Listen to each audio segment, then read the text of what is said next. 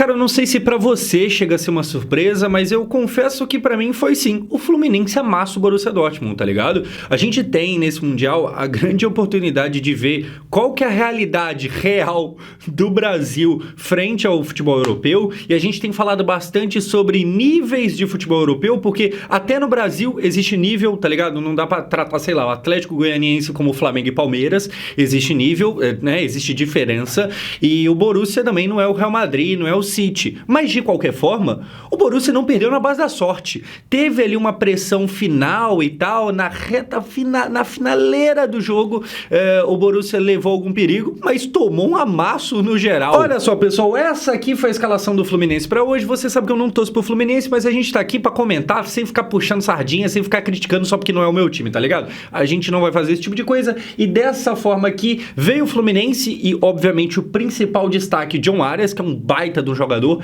O Fluminense jogou recentemente, venceu recentemente do meu time, que é o Vasco, foi aquele 2-1, e teve um lance naquele jogo que a galera ficou muito brava, e eu até falei, cara, assim, é verdade, o John Arias sambou na nossa defesa, mas assim, claro, tem que chamar a atenção da nossa defesa, mas o John Arias é realmente muito bom. Eu falo isso naquele vídeo, se você quiser voltar lá, você vê, e é fato, tá ligado? Como eu tava falando, o John Arias de fato é muito bom.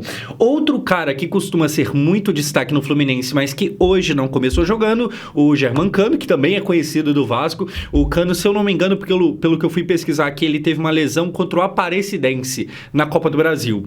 E aí é a beleza do Super Mundial, né? Um dia você tá jogando contra o Aparecidense, no outro dia você tá enfrentando o vice-campeão da penúltima Champions League, o Borussia Dortmund. Enfim, o Super Mundial é essa maravilha. Esse era o Fluminense pra hoje. Tinha também no gol o Fábio, goleiro novo. O rapaz tá chegando agora no futebol, diz que é promessa. Acho que ele tem 16 ou 17 anos, alguma coisa assim. E do lado do Borussia Dortmund, o time era esse aqui. Como eu acabei de falar, o Borussia, ele vem de, na temporada, sem ser a atual, na temporada passada, ele vem de ser o vice-campeão da Champions League. Ele perdeu a final para o Real Madrid. É bem verdade que o Borussia, ele chegou na final sem ninguém esperar que ele fosse chegar lá. Ele chegou como azarão, só que ele deu trabalho pro Real Madrid, tá ligado? É claro que a gente tem diferença naquele time pra esse time de agora, mas algumas coisas foram mantidas. A gente tem aqui o Guirassy, que é o atual artilheiro da Champions, com 13 gols, se eu não me engano, junto com o Rafinha. Então tudo que você viu o Rafinha fazer lá no Barcelona em quesito de quantidade de gols, o Guirassy também fez, e ele estava em campo. Só que assim, no geral, é um time legal, mas não é aquilo tudo. Mas de qualquer forma, é muito foda que o Fluminense tenha feito esse jogo. Mas assim, antes da gente falar da parte bonita do confronto entre Fluminense e Borussia Dortmund, eu queria tirar um momentinho pra falar do quão feio. Cara, olha esse uniforme, assim, pelo amor de Deus, eu sei que não tem nada a ver, tá ligado? Mas olha só, aqui tá o conjunto completo. Que merda é essa? Assim, eu costumo pensar que o Borussia, por ser um time amarelo e preto, dá pra fazer umas camisas muito bonitas, tá ligado? Só que, mano, tem, sei lá, uma lua, tem um desenho de um pão de queijo, eu não sei o que é isso. Aí aqui embaixo é esquisito. Aí agora eu fui ver o short. O short também tem estampa, pelo amor de Deus. Bagulho horroroso. Mas enfim, parando de falar de camisa de time, vamos falar de futebol, que com a bola rolando, o que a gente teve foi basicamente isso aqui. John Arias incomodando muito o time alemão. Cara, um amasso. Um amasso. No primeiro tempo, o John Arias meio que desfilou em campo. E aí eu fui até conferir aqui a idade atual do John Arias, 27 anos. Pô, se não apareceu uma proposta pra ele na Europa, se não aparecer agora, tá ligado? Alguma coisa tá errado. E eu falo isso aqui, eu sei que o torcedor do Fluminense não vai gostar muito. Tipo assim, pô, tá querendo roubar o nosso jogador, tá querendo tirar ele daqui. Não é isso. Eu tinha muito essa parada com a Arrascaeta. O Arrascaeta sempre ficava, cara, como que ninguém busca ele aqui no Brasil? Que desgraça. Mas o John Arias, com 27 anos, é um baita de um jogador. E eu falo aqui, eu elogio ele, eu falo até da Europa. E eu acho que não é querer, tipo assim, sabe, tirar jogador de rival. Eu acho que é só a realidade mesmo. Ele é um cara que eu acho que tem mercado na Europa, e a partida que ele fez hoje, principalmente no primeiro tempo, mostra isso. Parando de falar de tirar ele do time que ele tá jogando agora, é um baita de um jogador. O que ele faz ali é uma atuação de gala. O Borussia Dortmund, que é um time alemão, e a Alemanha é conhecida por ter muita intensidade física, tá ligado? O Borussia, ele entrou num nível físico abaixo do Fluminense. Então, sei lá, às vezes a gente vê o futebol argentino, pô, a gente não tem a mesma técnica, a mesma qualidade de tática, mas a gente ganha na raça. Os argentinos são conhecidos por bater até na mãe se precisar, mas não. o Fluminense hoje fisicamente estava numa frequência acima do Borussia Dortmund. E aí, parabéns pro Renato Gaúcho, tá ligado? Que, cara, querendo ou não, ele consegue fazer o Borussia ficar nas cordas com um time que tem René e Everaldo. E não é nem querer tirar esses dois pra merda, mas é René e Everaldo. Então, assim, meus parabéns aqui também pro Renato Gaúcho. Com a bola rolando que a gente teve, foi aqui o John Arias chegando, finalizando por cima, essa bola saiu, mas teve outra chance também, de novo, John Arias defende. E, cara, aqui está ele. Basicamente, o primeiro tempo foi isso. Eu não consigo colocar todos os lances aqui, porque foram vários. O Fluminense, ele de fato dominou as ações do primeiro tempo. O Fluminense, ele tinha uma questão ali, que na zaga tinha o Thiago Silva, soberano. Assim, o Thiago Silva, ele faz atuações que eu falo, cara, é que a Copa ainda é ano que vem, tá ligado? Mas o Thiago não cabe na seleção, não. Tipo assim, se a Copa é hoje, Militão tá machucado, Gabriel Magalhães tá machucado, se pá, eu levo o Thiago Silva, tá ligado? E aqui eu tô contra-argumentando, eu tô contradizendo eu mesmo. Porque eu já falei que a gente não precisa forçar o Thiago Silva, porque a gente tem bons zagueiros. Se o Thiago jogasse o que ele joga, porém na lateral, ele era titularaço da seleção. Mas a gente, Brasil, eu penso que a gente tem bons zagueiros, tá ligado? Principalmente quando tiver Militão e quando tiver Gabriel Magalhães. Hoje, nessa data FIFA, a gente teve Alexandro, aquela surpresa lá, veio lá do Lille, e cara, jogou muita bola, mas o que joga o Thiago Silva também é uma brincadeira. E eu falo isso porque do lado do Atlético de Madrid, do lado do Borussia Dortmund, tinha o ADM, que é um jogador que é conhecido por correr muito, ele é muito rápido. Tem até uma pesquisa que ele atingiu, sei lá, 36 km por hora. O maluco é uma cinquentinha, o maluco é uma pop 100, o maluco é, enfim. E mesmo assim, não conseguiu fazer grandes coisas pra cima da zaga do Fluminense. O Fábio, no primeiro tempo, fez um total de 0 defesas. 0 defesas. Então, assim, talvez seja meio esquisito falar que o Fluminense amassou, que o Fluminense fez isso e fez aquilo, porque o placar do jogo foi 0-0, tá ligado? Mas sim, amassou. O Fluminense realmente, principalmente no primeiro tempo, jogou muita bola. E aí, cara, a gente teve até momentos tipo esse aqui, ó, é chapeuzinho pra lá e pra cá. Olha o Canóbio brincando, metendo embaixadinha e termina o primeiro tempo. 0-0. Mas e as informações de números? Olha só, a gente tem aqui, eu tô olhando pra baixo que eu tô com a anotação, 8 finalizações contra 2 do lado alemão. Finalizações no gol, nenhuma do Borussia Dortmund. Então, assim, cara, o jogo, essas 8 finalizações, elas são até pouco para tudo que a gente viu o Fluminense fazer. Eu acho que, por exemplo, se eu não me engano, ontem, o Flamengo teve no primeiro tempo dele 7 finalizações. E aí, se você pensar que hoje o Fluminense teve 8, você fala, quase a mesma coisa. Não é. O Fluminense gerou muito mais jogo contra o Borussia Dortmund do que o Flamengo ontem contra o Esperança, tá ligado? Então, assim, é realmente um primeiro tempo avassalador, pressionou, colocou contra as cordas, e é isso aqui. Assim, faltou talvez ali um capricho melhor na hora de finalizar, mas tudo bem. Eu acho que, cara, como eu falei, me surpreendeu. Eu sei que, como eu disse, o Borussia não é o Real Madrid, não é o Bayern de Munique. O Borussia é um time legal, tá ligado? Mas ainda não é o suprassumo da Europa. Por exemplo, o Borussia, por mais que ele tenha chegado na final contra o Real Madrid, ele não ganhou a Champions. Então, se fosse aquele formato antigo do Mundial, o Borussia não estaria no Mundial. O Borussia não teria condições de estar lá, por mais que chegou numa final, tá ligado? Mas assim, o Borussia é claramente aquele tipo de time mais acessível, mas também não é tanto. Então, assim, parabéns ao Fluminense. No segundo tempo, o Everaldo tá de brincadeira. Porque, olha só, tivemos essa chance aqui. O Everaldo, cara, eu nem torço pro Fluminense. Eu nem torço, mas eu fiquei bolado. Assim, eu acho que, pra ser bem sincero, em algum momento do jogo eu já tava torcendo pro Fluminense fazer gol. E aqui, teoricamente, é rival e tal, aquela coisa toda, mas eu tava tipo assim, cara, os caras estão merecendo, tá ligado? Eu queria ver um brasileiro, sabe, ganhando dos malucos lá.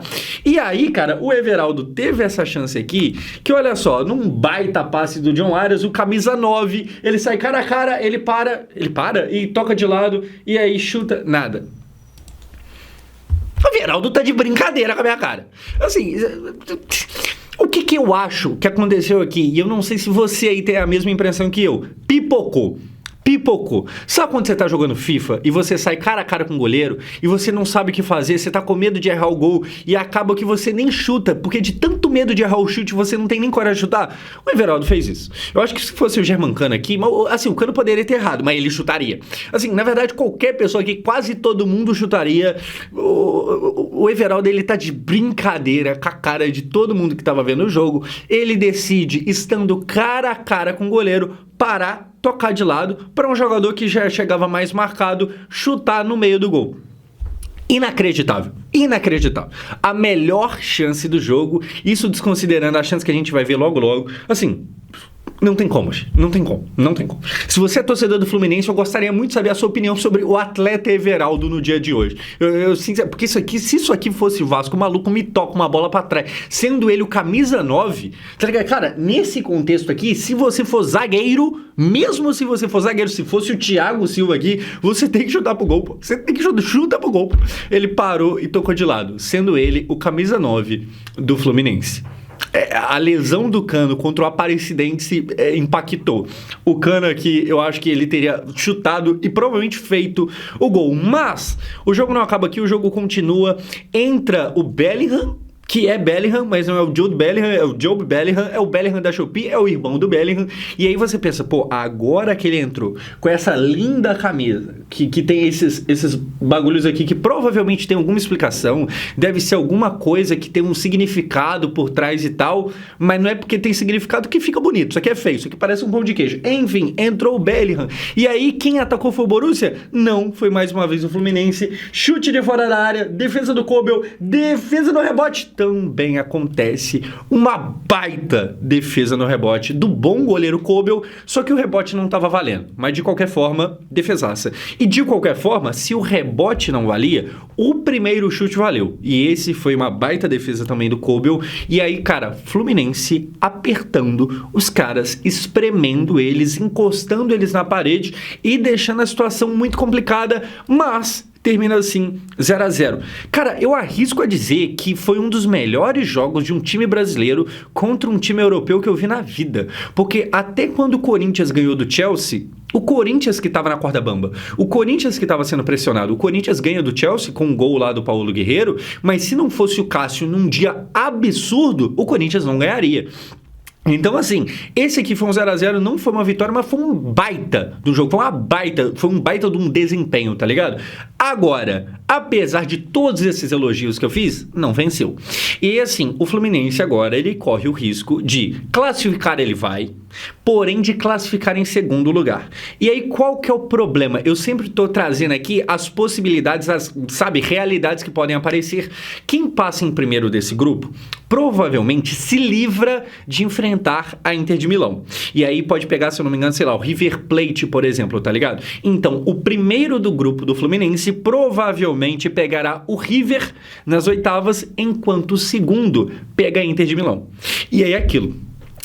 A Inter, por exemplo, não é um bicho-papão tão grande quanto o Bayern de Munique, que provavelmente cruzará o caminho do Flamengo, tá ligado? Mas ainda assim, é a Inter de Milão. A Inter perdeu de 5-0 na final da Champions, mas ainda é um baita de um time. Assim, é impossível, caso isso aconteça, caso o Fluminense realmente encontre a Inter de Milão nas oitavas, é impossível o Fluminense ganhar da Inter? Impossível não é, mas é pouco provável, tá ligado? Por mais que tenha perdido de 5-0 do PSG, a gente tá vendo que é mais mérito do PSG a vitória do que demérito da Inter a derrota. Até porque o PSG acabou de meter 4-0 no Atlético de Madrid também. O PSG, ele está avassalador.